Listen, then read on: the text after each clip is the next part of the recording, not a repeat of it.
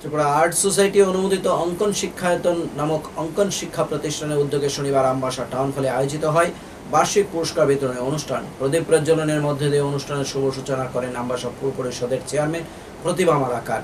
অন্যান্য অতিথিদের মধ্যে উপস্থিত ছিলেন ত্রিপুরা আর্ট সোসাইটির রাজ্য সম্পাদক অপাংশুদেব, ত্রিপুরা আর্ট সোসাইটির রাজ্য সভাপতি কপিল কান্তি দাস, বিশিষ্ট শিক্ষক অশোক ভট্টাচার্য, বিশিষ্ট শিক্ষক স্বপন নম সহ অন্যান্য অতিথিগণ।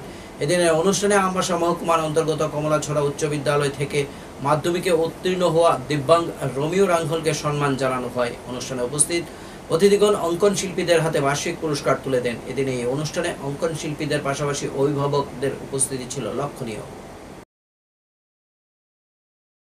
আমরা শিক্ষায়তন ত্রিপুরা সোসাইটি অনুমোদিত যে আর্ট সেন্টার, ওই আর্ট সেন্টারে আছে বাৎসরিক অঙ্কন মেধা পুরস্কার বিতরণী অনুষ্ঠান। এই অনুষ্ঠানে যারা আমাদের 2024-এ যারা কৃতি ছাত্র, ওই ছাত্রছাত্রীদের মধ্যে আজকে পুরস্কার বিতরণী অনুষ্ঠান। এবং আজকের বিশেষ জিনিস আমাদের এই মঞ্চে হচ্ছে, যেটা হাতে যারা পারে না, সে পায়ে লেখে মাধ্যমিক উত্তীর্ণ করেছে ভালো মার্ক।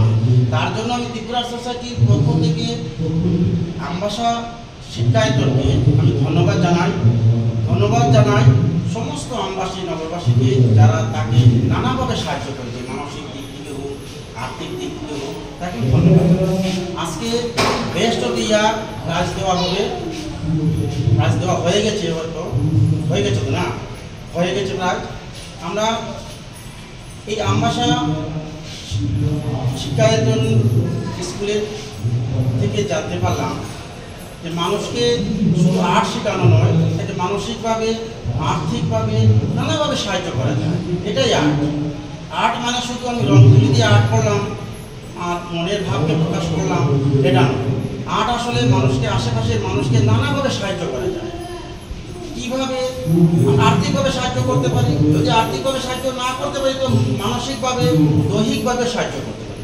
আমরা সবসময় প্রতিটা সেমিনারে প্রতিটা শিশুকে তার সৃজন শক্তি এবং তার মনোবলকে ভালোভাবে বাড়ার জন্য